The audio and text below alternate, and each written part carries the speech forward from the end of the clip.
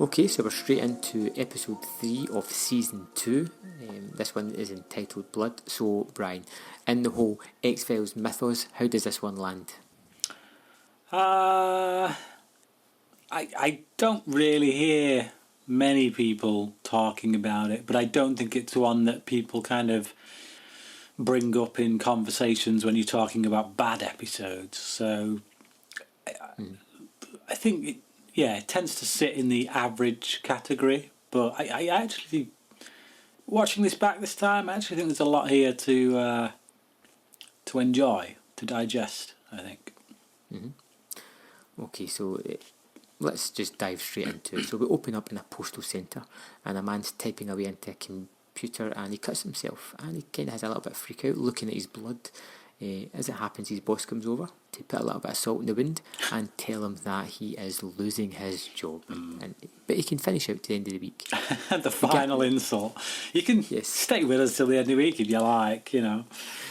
The guy's kind of timid and quiet and, okay, can I not work part-time? He's kind of put upon kind of guy, and you're like, what is going to happen here? So he goes back to his station and continues his work. Like, I don't know anybody that would do this.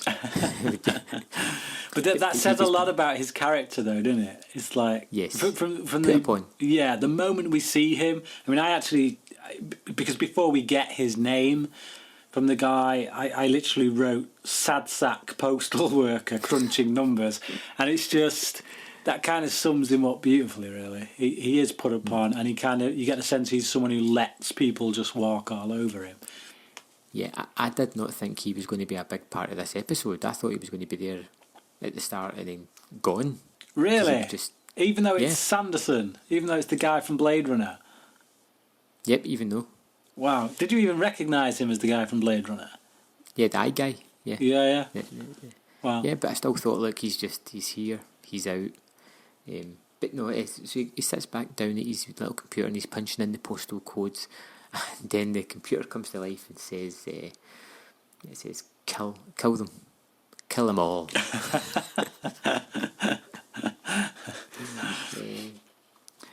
And again, this has like a heartbeat percussion through the start of this one as well, which is really nice. But what did you think of this opening, Brian? I liked it. I remember when I first saw this, I was instantly pulled into it because I recognised that guy as the guy from Blade Runner. But yeah, I'm intrigued.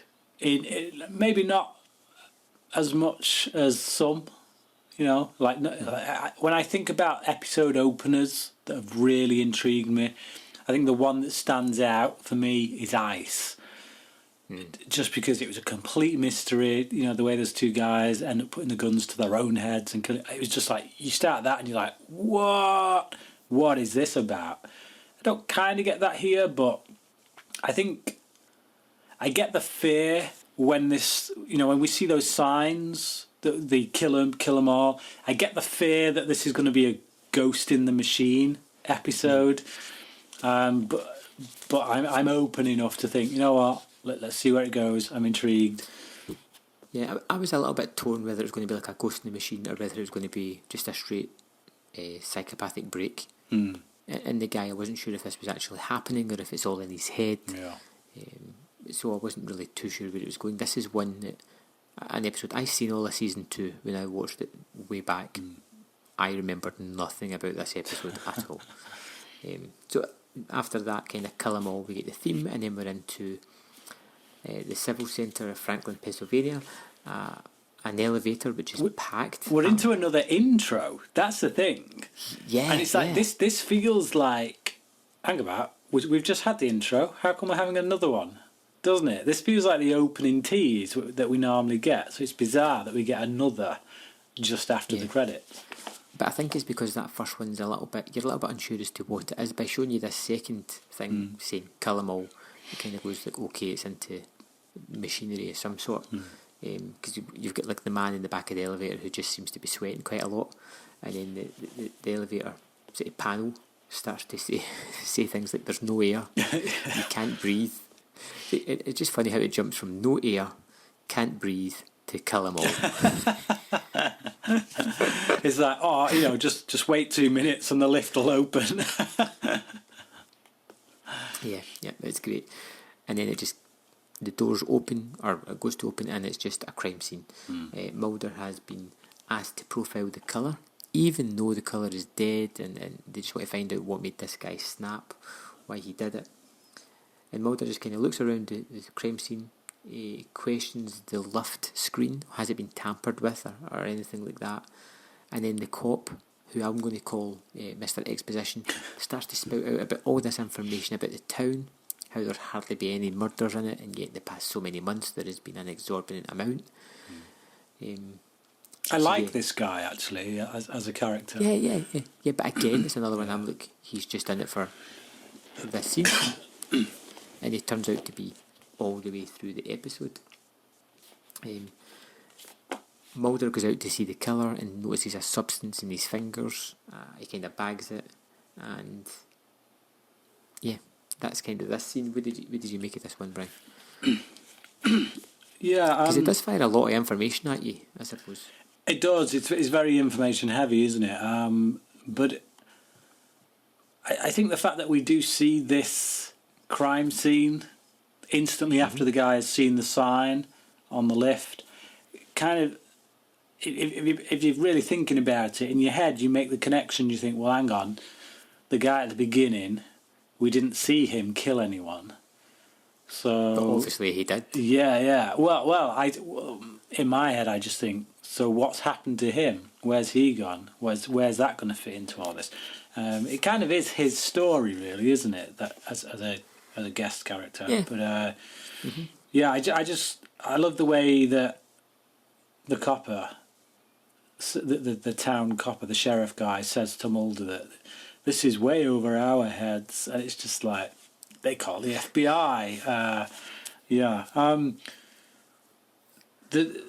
The suspect was a clean-cut, law-abiding citizen in a town apparently full of them, and there's a line that Mulder says when these well, it's not a line, it's a conversation where you've kind of got the difference between small-town policing and FBI stuff, and it's like Mulder's examining the body, and the stuff he's saying is entirely in response to an off-the-cuff remark by the sheriff, but it's not related to anything else that the sheriff is saying. And he's talking because the sheriff guy mentions how he knew the victim, he'd seen him playing ball or whatever, baseball, and I mean, is it baseball or football, whatever, but he said that he played right field.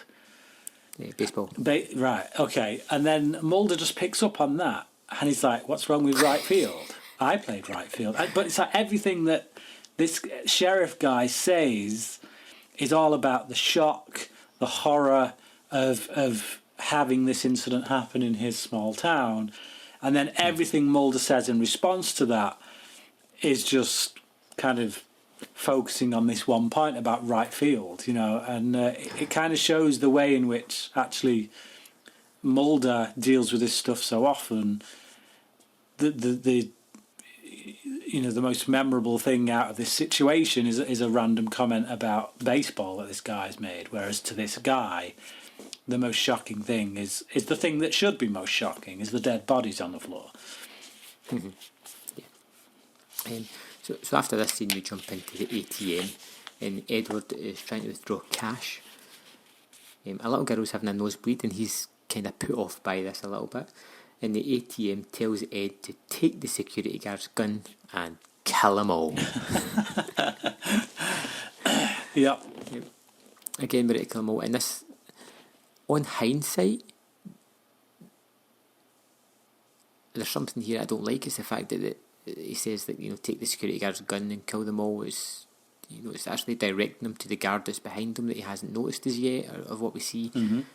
And that kind of, I just want to make a note of that just now, because it plays into a theory I've got later on, which we'll talk about later on in the episode. Well, Yeah, okay. I mean, we could talk about it Well, now, but But the problem I have, to jump to the end of the movie, the episode where Mulder looks at his phone and Yeah. it says all done. yeah, It's as if this thing's been sentient, because again a bit later on when it's in the bus, it's like they're waiting on you. Get off. right, okay, But it's treated as if it's all in their head, psychosis driven on by this drug. But then it's also made to feel as if the machines are giving them information. right, okay. I feel like maybe you've misinterpreted this episode, because to me, the way I interpret it, it's not a ghost in the machine. It's not some sentient AI that's doing this. Mm-hmm. This is a government experiment. Yeah, it's psychosis brought on by the crop dusting. No, it's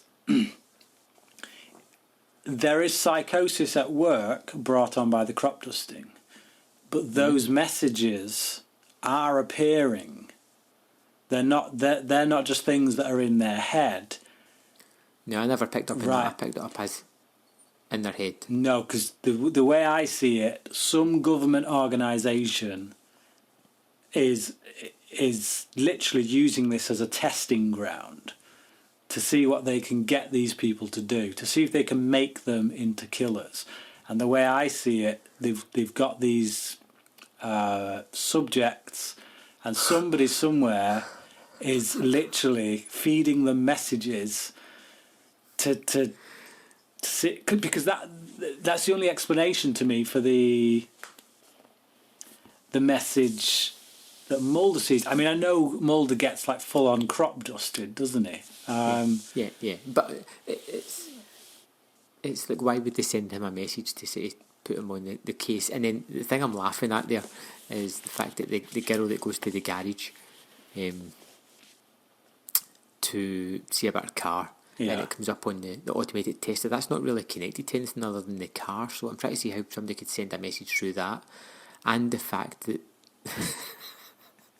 It's it's just the fact that the person knows that her phobia is rape. It's just, well, the thing is, if you're dealing with the government who've got profiles on everyone, I don't know. It just that's to me is a theory that just came to me in this episode. Yeah. I mean, I never actually got that theory in prior viewings of this, to be honest. right. Well, I didn't get that at all. I got it as the messages were all in their head, but then the messages were a little bit too aware of situations Too round about them. Specific. Well, Yes. well, the thing is, if it feeds off their, it's got Phobia. Yeah, it's feeding off their phobia. It's heightened. What's the word? Anxiety. Adrenaline? Yeah, heightened anxiety. The anxiety is always going to come from whatever is around them.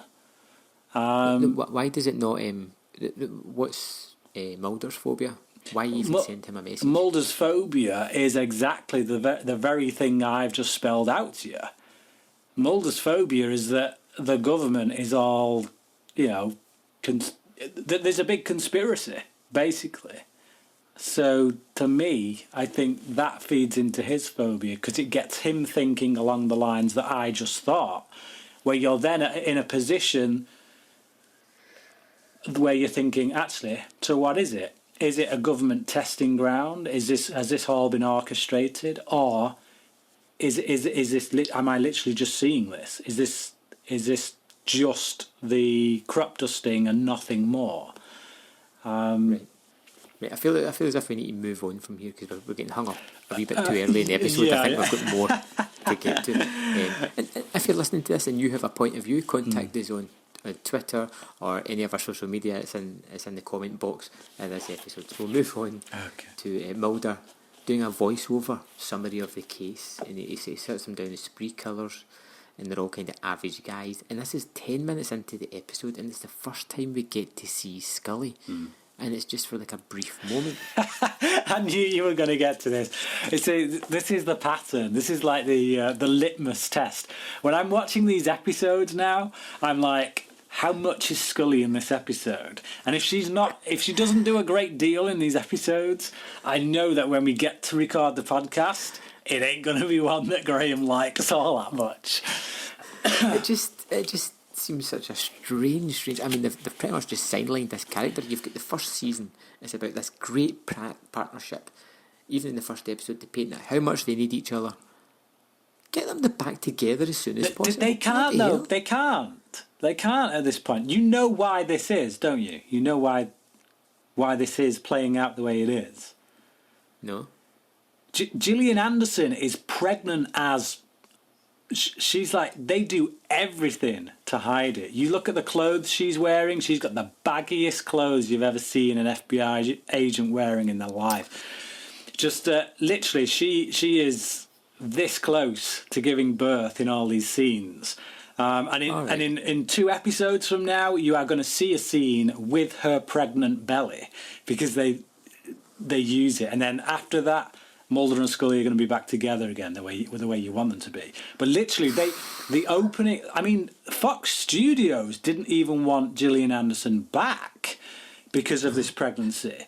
She got pregnant towards the end of season 1, and she had to go in and tell Chris Carter and all that, the production team. She was bricking it. She thought she was going to get kicked off. And Chris Carter did everything to fight to keep her on. Fox were like, no, this is going to really cock things up. But he fought to the point that actually we can use this, and they use it in the story, which we'll get to a couple of episodes from now. But yeah, the reason they're not together, it is not a creative choice by the team of writers. It is literally crap. Our main star, or one of our main stars, is pregnant. How can we hide this? Still, we're 10 minutes in, and that's the first time we get to see Scully. I don't know what it is. I'm definitely drawn to Scully. I think she's the character I tune to most in the series, and I do like to see the two of them together. So it's a bugbear when they're apart. I certainly think that Mulder is at his best when he's with Scully. Absolutely. There are many episodes where, to me, Mulder is the standout. But when you look at why he's the standout in those episodes, it's usually because he's playing off Scully, because she is the straight man to his kind of, but his humour doesn't really work when he's on his own. So yeah. These two definitely work when they're together. Mm-hmm. Scully is it Scully or no? She doesn't talk. It's Mulder just talking about the report, and he says that the stuff under the nail seems unimportant. Or Scully is reading the report. Mm-hmm. Every crime scene, there's been destroyed electrical equipment, and Mulder is really struggling to profile this killer. This is the first time we've seen him kind of struggling, and I think it's because he's got nobody to bounce any information off of. There is a nice moment there when she's reading that where he does start to kind of hypothesize, and she says, I was wondering when you'd get to that, and it's like she's waiting for him to turn this into an X-file. Mm-hmm. So after that we get to the fun scene at the garage where a woman walks in, and at the end of this report they say they don't know who's going to be the antagonist or who's going to be the killer or who's going to be the victim. And then we get this really, really effective scene where you have this woman at a garage. It's very dark. The guys keep saying things like, come into the back, come and see this is really cool, hey, would you like a sweetie, come and see my puppies. And you're like, what's going to happen here? But in the back of your mind you're like, who is going to be the killer here? And eventually it's a very dangerous feeling you have, worried for both of these people, and eventually you get the thing on the sign saying he's going to rape you, kill him before he kills you. And she kills the guy. I think this scene is fantastic. I think terrific. David Nutter is the director on this episode, and I think he's one of the most unsung directors actually in this show, because he often gets handed episodes that aren't particularly the most fantastically written, and I think often you can zone in on a particular director and say, oh yeah, well, they were the good directors of the series, and it's like, well, actually, were they, or did they just get given the best scripts? And David Nutter, I've noticed several times with, I mean, don't quote me on it, but I've got a feeling he did Jersey Devil, which, as we have said regularly, wasn't the best episode. But like we even pointed out, though, that there were things that he did visually. I mean, I do hope I'm right. I could be completely wrong. But there's certainly an episode. I don't know if it was Jersey Devil. I got a feeling it was, but it might not have been. But there was an episode that David Nutter did in which I recognised what he was doing with the camera. His positioning of it, the lighting on it, how he was framing his shots was really helping to build the emotions that were necessary for that scene, and that is definitely so in this scene. It really stood out. I thought this scene was brilliantly directed, because, like you say, you're actually scared for this guy. At first, you're scared for her, and it's the way Max knows music as well really plays into that. But the way it's lit, the way it's framed, it's just the way he uses the car almost as a shield, like the guy disappears into the shadow behind this car, and it becomes very threatening. And then that switches. So as soon as we see those signs on the machines, suddenly we're more fearful for him than of him, because we realise actually now he's in danger. So it is a brilliant kind of bait and switch. Okay, just on a side note, would you like to know which 15 episodes David Nutter directed for The X-Files? Yeah, go on. He only did it from 93 to 95, by the way, Brian. Yeah. So he started off with Ice. Oh, what an episode. His second episode was Beyond the Sea. My two favourite episodes of season 1. Go on. He then did Lazarus. No, that was it. It was Lazarus. Lazarus was the one where, for me, it wasn't the best episode, but there were things he did in that episode visually that really made it stand out, that really made him stand out as a director. And I'm sure I mentioned that in one of those episodes, and I'm pretty sure it was Lazarus. But yeah, go on, throw a few more at me. What other episodes did he do? He did Shapes. Tombs. Roland. Yeah, see, this is what I mean. This is where he starts getting handed some really... like, Roland was not a good episode.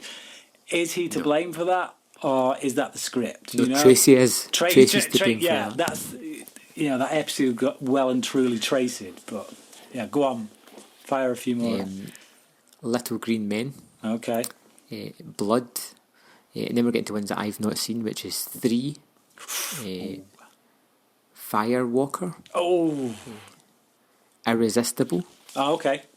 All right. Clyde Bruckman's Final Repose. Yeah, very good. Too Shy. All right. Yeah, I really like that one. Nice, I think. And Revelations. Right. Okay. So he's had a good run then, I've got to say. I think about the episodes that aren't particularly great. I can tell you this much. It ain't because of his directing. It's because of the scripts. So when you give this guy a good script... Yeah. And like I say, even in episodes that are average, I've noticed stuff standing out. So I just think it was worth pointing out, giving David Nutter his due for the work he's done on the X-Files. I think he's a really good director. I think I'm going to subtitle this episode "The Truth Will Be Sidetracked." Brian. a few tangents. Go on. Where are we? Yeah. So we jump to the garage murder victim. Mulder is taking some pictures, and he looks through some paperwork and finds a possible killer's name, which is him and the cop go to visit the person, the woman that did commit the murder, and the microwave starts to talk to her. Saying like he knows, and again it's the famous phrase, "Kill them both." Yeah. Can I just ask, how big is Mulder's Polaroid camera when he's taking pictures of the scene. I'm like, what on earth is that? He took a photo with it, and I'm like, what the hell is that thing? Yeah, it's like one of those things from the 1800s. You expected them to hold up one of those powder flashes. So the microwave starts telling her to kill them. She goes in the drawer for a gun, a knife, and then she goes to stab Mulder. They end up struggling, and the cop just, fires a warning shot straight into her head.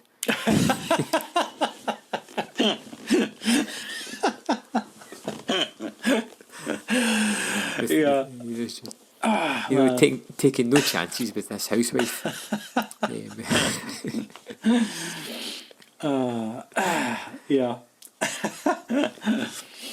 Awesome. So we have Scully autopsying the woman. This is essentially all she's fit for in these early episodes of season 2. Yeah. We need a body dissecting. Send it to Scully. Yeah, she says that there's extremely huge levels of adrenaline, and also a high level of a chemical compound that they don't know, and they're pretty much high in LSD. They say that when this chemical reacts with adrenaline, it produces the same effects as LSD. Mm-hmm. And I think they mentioned the phobias during this as well. If I'm right about that, I think they. They do kind of, I think, mention. So Ed is trying to get a job. He's kind of stotting through or walking through a department store, I believe it is, and the TVs start to flicker and start to show horrific images. It's of. Now, just this pops into my head. It's a scene of. It's 2 violent scenes that shows you repeating on the screens, and I think it's to do with a comment the cop says earlier on that stuck in my mind when the cop's talking to Mulder. He just out of nowhere he says it's not like we've got any celebrities driving down the street with a gun to their head, and I'm like, what a strange OJ comment. I know that was round about the time, 94. I think O.J. Simpson happened in 92 or something. And I'm just like, where did that come from? Just one of those really weird comments. And then it's got the Rodney King beating on the TV as well. Again, it's that small town thing, isn't it? He looks at Mulder and assumes that, this is a daily occurrence for Mulder, whereas for him, being a small town cop, it's not, and it shouldn't be. Mm-hmm. The TV's telling him to look behind him, and there just happens to be a gun shop at the back of this store. and Ed kind of toddles off towards it, and then we just jump to Mulder out a run, and he sees a man in a van throwing something on the pavement. Yeah, this is Mulder witnessing some fly tipping. Hey, I had to go there. Come on, that stood out like a sore thumb when I saw it. Yeah, but I don't understand why they're doing it. You don't? Nope. Right. Okay. It's all in. There is a comment made about it later on with the. I don't know who he is. I assume he's like the mayor of the town or something. The guy's behind everything. In the hospital. Yeah. So basically, there's a line when Mulder goes to see the lone gunman, and what it is these flies have been engineered or bred, or something's been done to them that it becomes a deterrent to other flies. It's something to do with the pheromones. The flies kind of pick up on it, sense that the plants or the wildlife around there is a danger to them, so it repels them. So it's a bit of a red herring, really, because Mulder sees it, and it leads him into a line of questioning which eventually gets into the truth, but that isn't the truth of the subject. It just highlights, really, that actually all kinds of weird stuff is being done in broad daylight, using chemicals, using testing that we just take for granted. Well, we don't even take it for granted. We don't even know it's happening. Government organisations, governing bodies, people who produce food, crops, things like that, they do stuff that, quite frankly, if we knew about, it would probably send shivers down our spine. And then we jump straight on to the lone gunman, like you just alluded to. And it's really nice to see these guys back again. They're just characters. Yeah. And they generally, they're fun. Yeah. They're fun to see. They're three characters that normally wouldn't hang out together, but they're fun. Yeah, I particularly love Frohickey's burgeoning lust for Scully. He's not even trying to hide it. Yeah, and this is where they talk about the LSDM, the kind of drugs as well, and Mulder borrows one of their night vision goggles, and he goes to watch the crops grow, and he seems to get bored after a while and decides to walk through the crops. I'm not quite sure why. I thought he heard a noise or something and he went down to investigate, but it's just, yeah. When you've heard these terrifying stories about how they put these chemicals on the crops, I know, let's just have a wander down there and get totally dusted by a crop duster. But yeah, a stealth helicopter.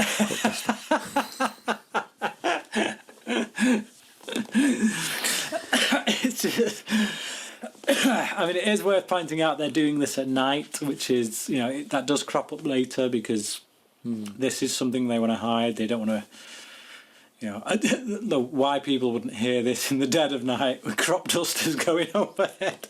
Yeah. I don't know. It might be more suspect to do this at the time they're doing it rather than now. But so we jump straight into the hospital. Scully is checking out Mulder. A guy calls him Spooky. This guy, this unnamed fellow that seems to be behind everything. Well, he says he's done some digging on him, hasn't he? Yeah. And he says, so he basically, he's spoken to someone at the FBI during his digging. What can you tell me about Fox Mulder? Oh, Spooky Mulder? Well, I could tell you quite a few things. He comes back, I've heard about you, Mulder. You know what? I've heard all the stuff, spooky, this and that. So, this guy basically does not like him because he's a threat to the economy of this town. Absolutely. You threaten the economy of the town, you threaten his position as mayor, an elected position. I'm assuming he's mayor, but he's a government official of some kind, probably elected, and he cares about that elected position, So Mulder just kind of looks at the TV and it suddenly says, do it. And you're waiting for the kill them all. Which is a nice fake out. Yeah. It turns out it's just a gym ad. And that suddenly gives Mulder a little thought. So, I mean, in this scene, Scully is testing Mulder's blood. And that's when the mayor comes in, or whoever the hell he is. And he has a crack at Mulder, saying there's nothing wrong or illegal with the pesticides that the town is using on their crops. And then he leaves. And then, Mulder sees the Just Do It sign, theorises that someone is using digital readouts on people. And this is where I got that theory from. So Right. So this I didn't is pick this up here at all. Yeah, this isn't something I've just pulled out of my backside. Mulder literally puts this forward as a theory, and again, that's because I think as well because of this guy, this official he's been speaking to. He says that the digital readouts on people. So someone is using digital readouts on people along with the chemical in order to increase their heightened state of fear and get them to kill or freak out. So the question is, who is doing that and why would they be doing that? And my answer, the only logical thing that I can think of by the time we get to the end is that, one, it'd be the government. Why would they be doing it? To test whether or not they can make killers out of ordinary people. Yeah, and in this scene we have Mulder and Scully together, and they have that back and forth. Yeah, and it's one of the best scenes in the episode. And it just makes you go, I wish they were together constantly. Yeah, it is. I like when again, because like even the jokes that Mulder tells, he needs somebody to tell them too. So even if Scully's just sat there in the room, it makes the scene better because Mulder has someone that he trusts that he can throw stuff at. Because like when the sheriff guy leaves the room for a moment because of something Mulder says, he just throws out this line where he says, I bet he's one of these people who thinks Elvis is dead. And it's a really great, funny line from Mulder that got a chuckle out of me. But he wouldn't be able to say something like that if Scully wasn't there. So the cop comes back in and says that they're willing to do some kind of screening, but they can't mention pesticides or anything like that. Blah blah blah. Then we jump to a news report on the TV about cholesterol screening. Yeah, So because Scully, because obviously Mulder's just thrown out that wacky theory of his, the one that I was kind of subscribing to earlier, and she asks the reason, what would be the purpose of this controlled experiment? And Mulder says, fear. If you can keep the population paranoid about who is next to you, it stops you asking about the people above you. So, that's...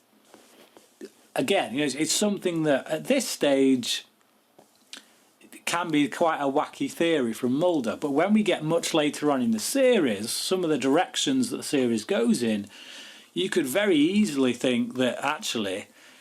this test could be something being done by Cancer Man himself and his group of people, which is an early testing run for a few of the things that happen later on in the series. But, that's...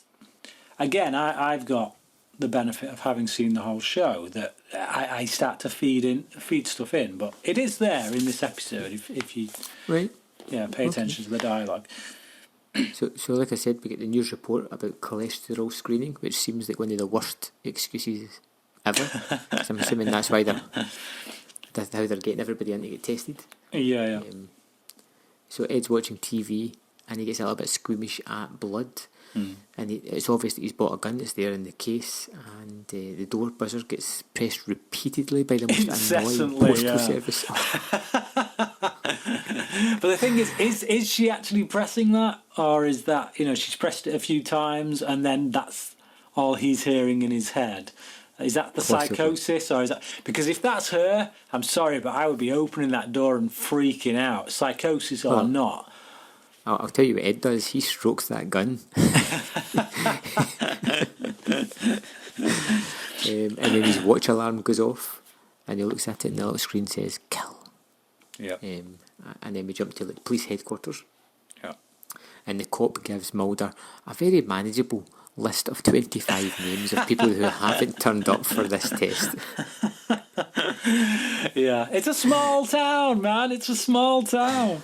And everybody's terrified of cholesterol. So they've all went. So, at least they say that they've got through, 17, 18 of them before they found Edward. Yeah. We've only got 7 more to go. They get to Ed's house. Scully opens the door. Mulder opens the gun box and it's empty. There's no gun in there at all. The officers turn up to do a crime scene of the place. And then Mulder reads the medical history of Ed. And somehow he knows what he's phobic of and where he's going. Did I miss something here, Brian? Yeah, it was the TV, because the woman who came to the door is part of the blood drive. So these people are being sent door to door to test people's blood for the cholesterol. Right. Okay. So when she comes to the door, he knows, these people are being sent round for a blood drive. I did not get that. Right, because that's why he asks the question: when was the woman? Roughly, what time was the woman here?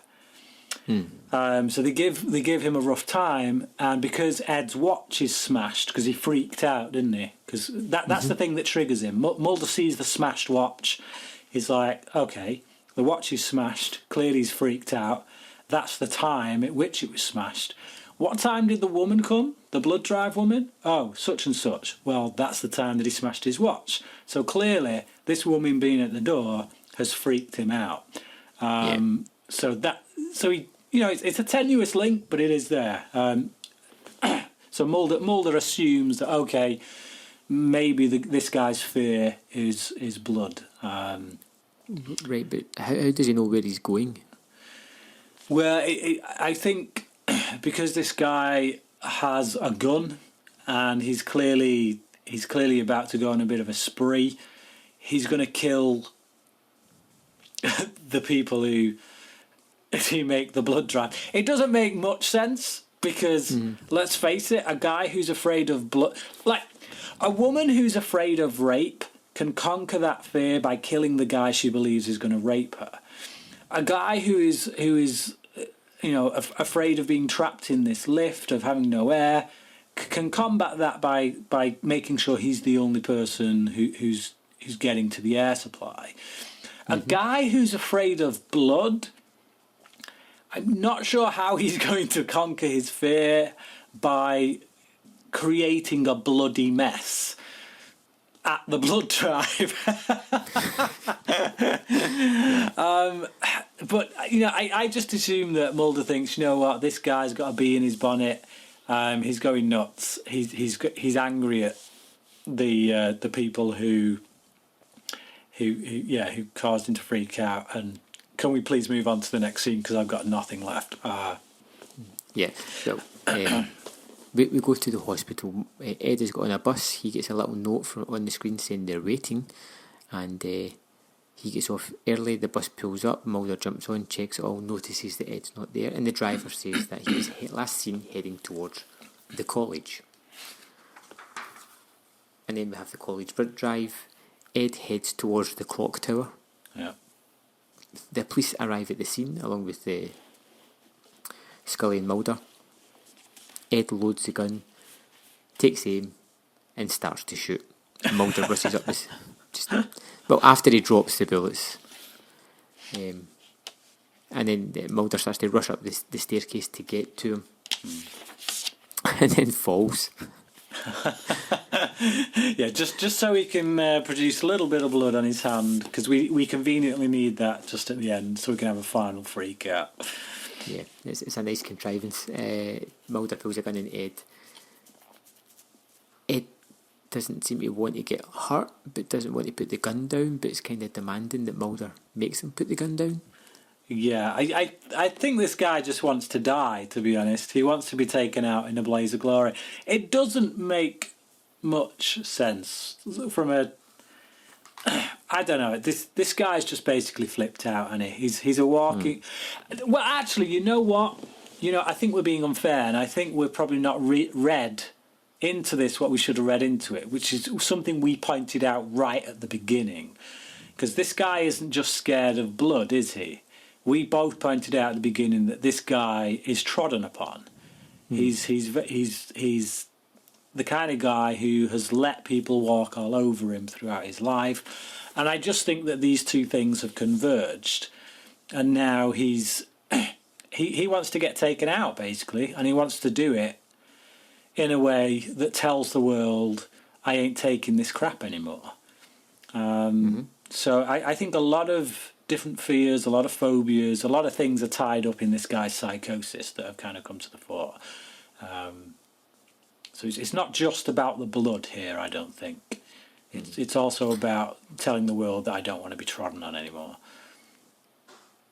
Yeah, so Mulder kind of wrestles the guy down to the ground. The next thing we see is getting hoisted away in an ambulance. And as Mulder tries to call Scully, the phone says, all done, bye-bye. Yeah. And I think, based on what we've been told in the episode, there are two ways that you can read it. One is that they were testing this new drug on the crops. That affected these people, heightened their psychosis, and they saw these messages. In which case, Mulder got crop dusted, so that's why he'd see this message. Or you can go a step further and say, actually, this was very much planned from the beginning, and that this small town, has been used by some governmental group, some higher ups, as a testing ground to see if they can get people to kill. And that to be honest, I've seen this episode many times. This time around is the most I've ever liked it. And I do think there's a lot of dialogue that I kind of miss or have missed previously that I only picked up this time around because of this review, because I felt like I needed to get my head around what was going on. And to me personally, that's the theory I subscribe to. Okay, but we'll wrap it up for us then, Brian. You're just kind of on your tracks there anyway. Yeah, that kind of is my wrap up. I do, like I say, I did like this a bit more than I have done in the past. It made a bit more sense to me this time around, but that wasn't without having to replay a few scenes. Like literally as I was watching this for like the lone gunman scene, for example, I got past that scene and I actually went back and I watched it again straight after, because there was so much stuff going on, so much little bits of dialogue that I kind of felt like I'd missed something, and I went back, watched it again, and I did miss something, and it was that stuff in there that, you know, about what they were doing with those insects and, you know, the fly tipping and all that, and so that made a bit more sense. So yeah, I think it is an episode that isn't very easy with how it gives the information out. There's a lot. I think you can very easily miss stuff. But I think if you can get your head around it, then it is quite rewarding, and it is a fairly decent episode. It's not perfect. It's not a higher up episode. You know, it's not it's not Ice or Beyond the Sea, that level. But it's certainly it's certainly better than the likes of Gender Bender, that kind of thing. I'd give this a 3.5 out of 5. There's certain things about this episode I do like. I think the scene in the garage is the standout for me. Is the most playful, fun, and just interesting scene, I think, definitely. I do like when Mulder and Scully are together. The fact that Scully's not there all the time kind of detracts a little bit for me. It makes the episodes not as interesting as I think they could be. But I don't think this is a bad episode. You're going to hate 3. You're going to hate it. I'm looking forward to that one, actually, because you're just going to hate it. Yeah, sorry, I cut you off there. No, it's not a bad episode. Like, I don't hate this one. I just had a little bit trouble understanding it. What you say makes sense. Maybe when I rewatch this episode, if I rewatch it, it maybe may become a little bit clearer. On initial watch, there were things that I seem to have missed or bypassed. That kind of detracted a little bit for it. Overall, I gave it 3 out of 5. I still think it was a decent episode. Like, so far this season has been more consistent than the first, but it hasn't had a standout episode as yet. A truly terrific one. Yeah. Which I'm still waiting on that 5 out of 5. But then that's the lowest mark I've gave it so far out of the 3 episodes. So yeah, so far so good.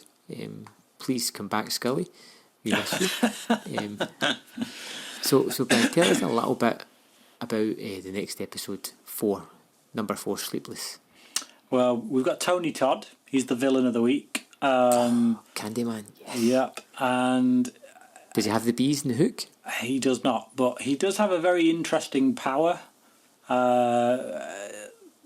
Which it's a good episode, I think. Right. It's one that I watch quite regularly, actually. When we only had 2 seasons, this was one of the ones from season 2 that I would actually go back and watch quite regularly. I like it, but whether that remains to be seen, because you know, I kept bigging Tombs up, didn't I, before we got to it, and that was actually quite a disappointment. Not a bad episode, but like compared to the hype, it was a bit disappointing. Yeah. So if it holds up, then we're in for a good episode.